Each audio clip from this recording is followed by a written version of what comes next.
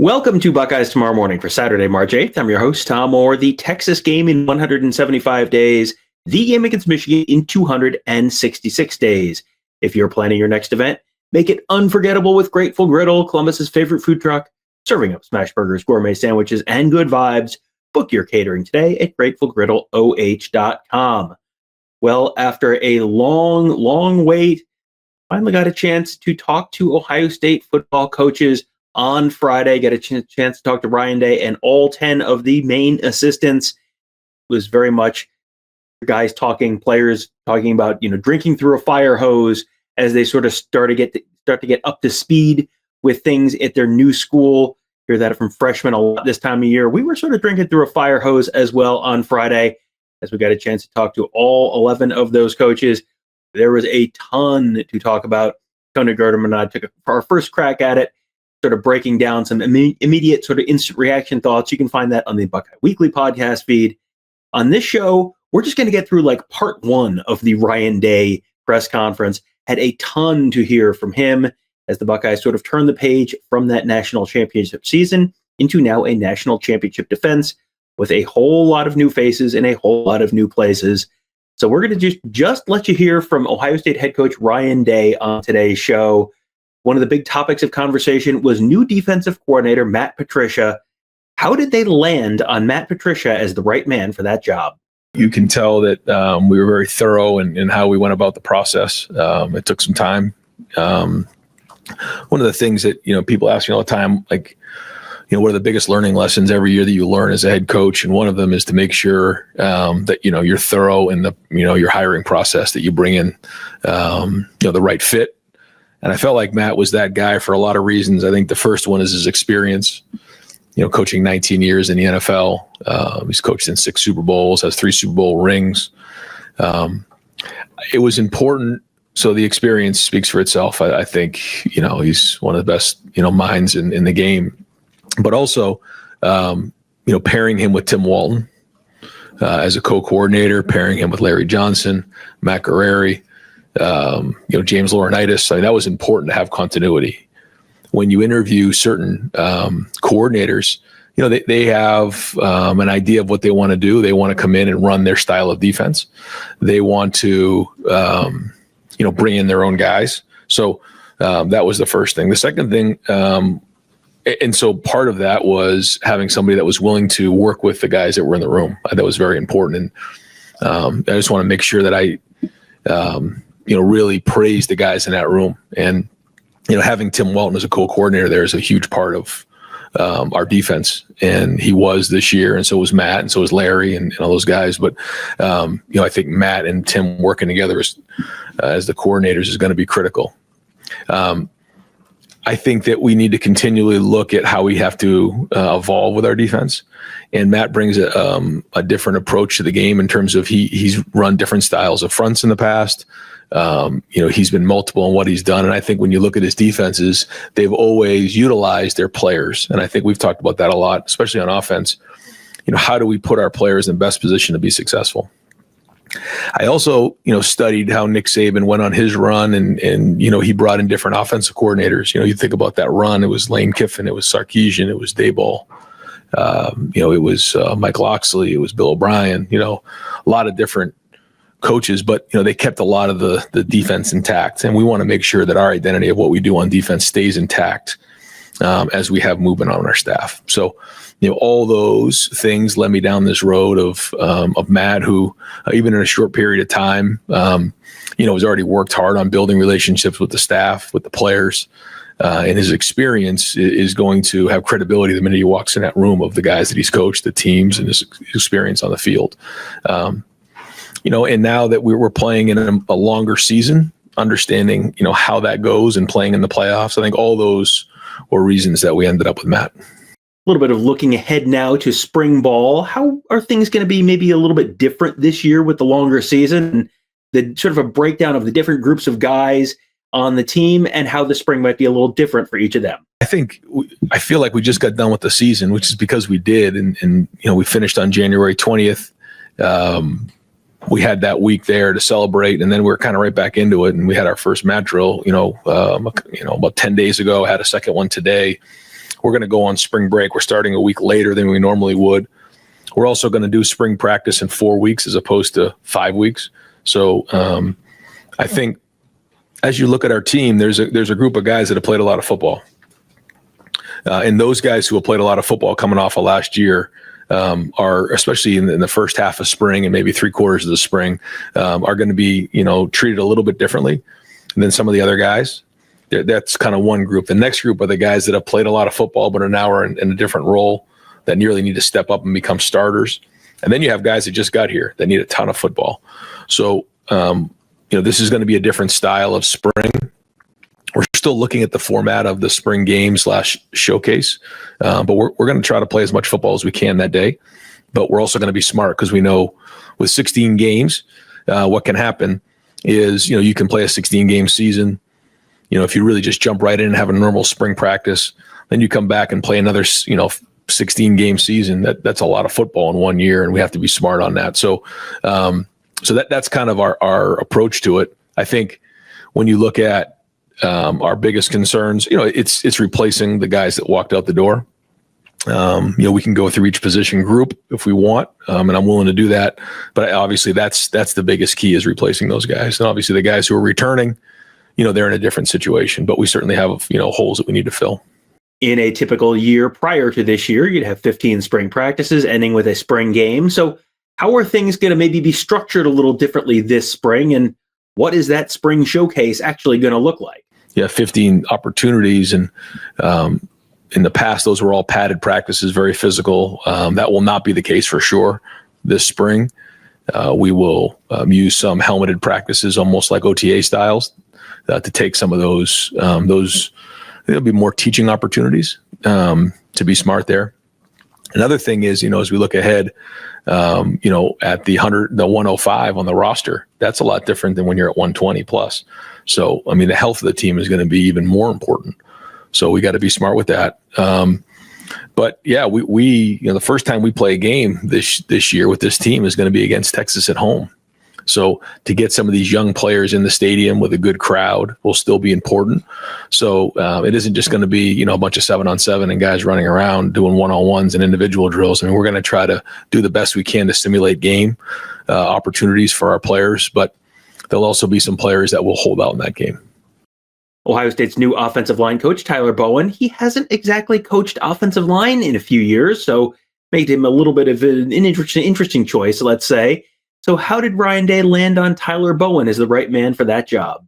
Well, I think the first thing was that, talked to Brian, and, Brian will be a first-time play caller for us, and wanted to make sure that we had somebody in the room in the run game that had coordinator experience.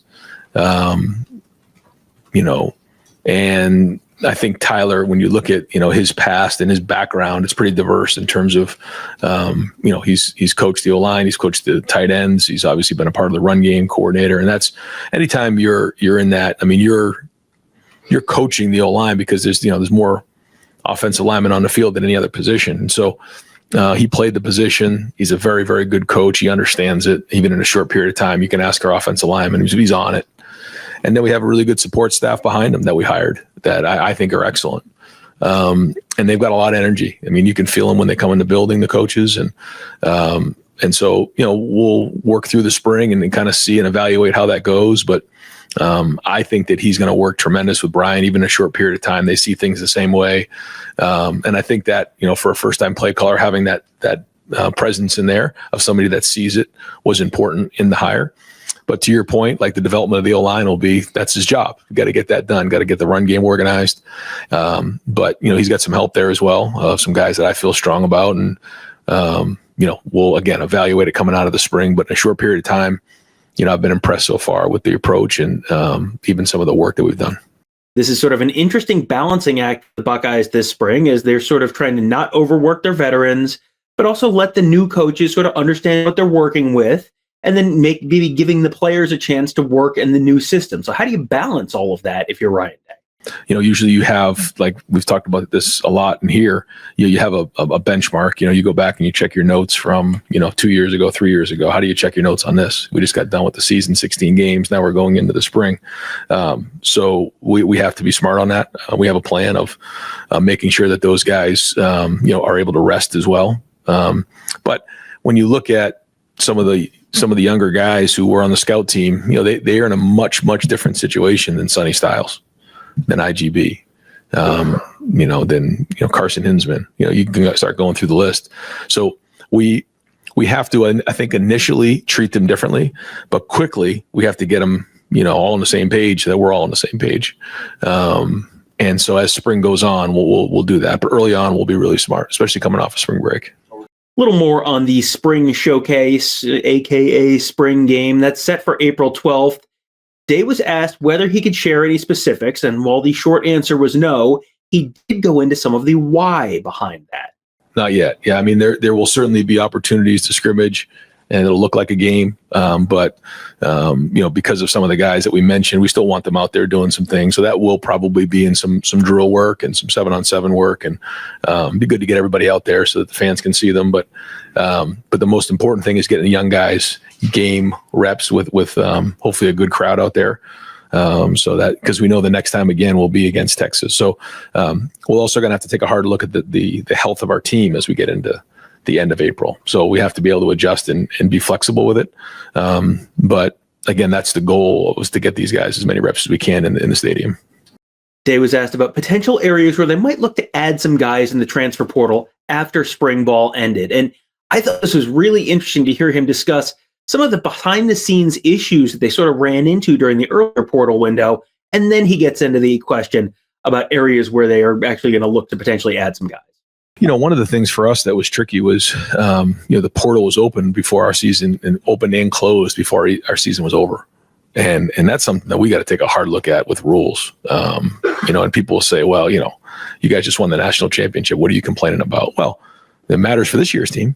And so that was a major challenge for us. Because as you can imagine, if you are trying to add somebody in the portal, but you're still trying to finish your season out, how that can affect your current roster. So, and then the second part of that is we get done with the season, and, Notre Dame and Ohio State are the only two teams with guys in the portal for that 5-day window, and everybody else is closed, and it's open season on our players for 5 days. Like, we got to take a hard look at this to figure out what's right, and whether there's just one window in the spring portal once all that is flushed out. To me, it's either that or you move back to games. But again, we can talk about that at another date. So, we will obviously look in the portal based on how things come out of the spring. We'll look at that because, we have to fill out our roster too. There's some positions that we're not at capacity right now. So depth, let's see, on defense, I would say right now, D-line is probably of the biggest concern, just in terms of replacing those 4 guys. And then also, losing Hero. So that's five guys right there that we have to replace. I think that we have some good guys and good options there, but that'll be a focus. On offense, O-line is always something that we need to take a look at and see how some of those new guys fit in and how it all comes together. And then losing Quinshawn and Trey at running back, James, and now we have CJ and some of the younger guys that, now they have to carry the water. So that's going to be, big. And obviously the quarterback would be the big, the big focus. So I think when you look at it on offense, it's really just, replacing Will, replacing Travion and Quinshawn, and then how the offensive line comes together. And then again, on defense, it's, losing those 5 guys, and seeing who's going to step up in those areas. Now back to new defensive coordinator Matt Patricia. He has lots of NFL experience, but hasn't coached in college for more than 20 years. So when you're evaluating an NFL coach coming down to the college level, how difficult is that to translate from one level to another? And how difficult is that transition going to be? I think a lot of things that are going on, there's a trickle up and a trickle down effect right now. And you're seeing a lot of that happening. You're seeing a lot of guys transition, I think now more than in the past. You guys, probably focus on a little bit more than me, but, of what's going on in the NFL and what's going on in college, you're seeing a lot of carryover there. And I think with the playoff system in place, you're seeing that. You're seeing the coach to player communication. You're seeing huddling more. The hash marks are different, and there's certain rules that are different, but there's a lot of similarities now. So I think it's going to carry over well. You see quarterbacks who run and who are mobile in the NFL nowadays. So there's a lot more simulators now than in the past. And, being in the league for just a couple of years, the transition isn't as crazy as maybe it had been in the past. Next up, this is a really good question from Jeremy Birmingham. The offensive staff, very young this year. And he kind of got a little bit of a smirk out of Ryan Day as he was asking the question when he sort of pointed out that pretty much everyone on the staff other than Carlos Lachlan on the offensive side of the ball is 10 years or more younger than Ryan Day. Ryan Day, not exactly an old man himself, but with such a young staff on the offensive side of the ball, they may have to spend a little more time over there this year in some of those meeting rooms since he doesn't have that veteran Chip Kelly kind of presence on that side of the ball to run the offense this year. So with all that said, did that factor into the decision to bring in a veteran defensive coordinator to sort of be the head coach of the defense? Yes, I think that you need to have balance when you're looking at your entire staff, and you try to do that the best you can. I believe very strongly that Brian's going to do a great job as an offensive coordinator. I think he's really grown in a lot of areas. I give him a lot of credit for, he was named coordinator a couple years ago. I still called the plays.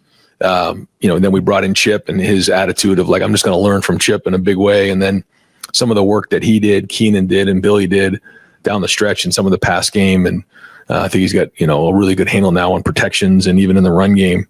Like he's ready to call it now, but still going to be involved, still going to, just like I was last year, still going to kind of make sure that, we're all on the same page. Having Tyler there was important.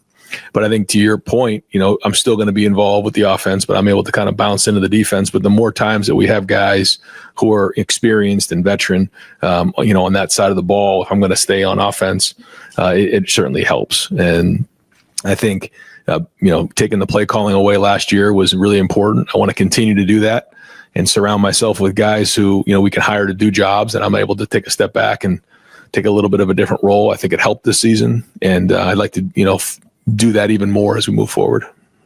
When you look at a guy like Matt Patricia, who has spent the last 20 plus years in the NFL, what makes Ryan Day feel like Patricia really does want to be in college and that he's going to be successful, and some of the different stuff that you have to do as a coach at the college level? I think you guys will get around Matt. You'll see his personality. You'll see the way he is. You'll just see, what type of family man he is, type of dad he is, type of husband he is. He did coach at Syracuse. He and Tim worked together there. But I grew up in New England, and I obviously saw the run that they went on there. And when you go on a run the way that they went on, you stay at a place for a long time. And I don't know if that was, something that maybe even early on he thought he was going to be in the NFL for as long as he did. But when you're around a great organization that goes on the run that they went on, you end up at a place for a long period of time. And then, he's there for a while and then has an opportunity to become a head coach. Well, now, it's almost like a different mindset. It's maybe a little bit of a different chapter for him. Doesn't mean I'm sure he'll have an opportunity to go back to the NFL, but, I think it's Ohio State.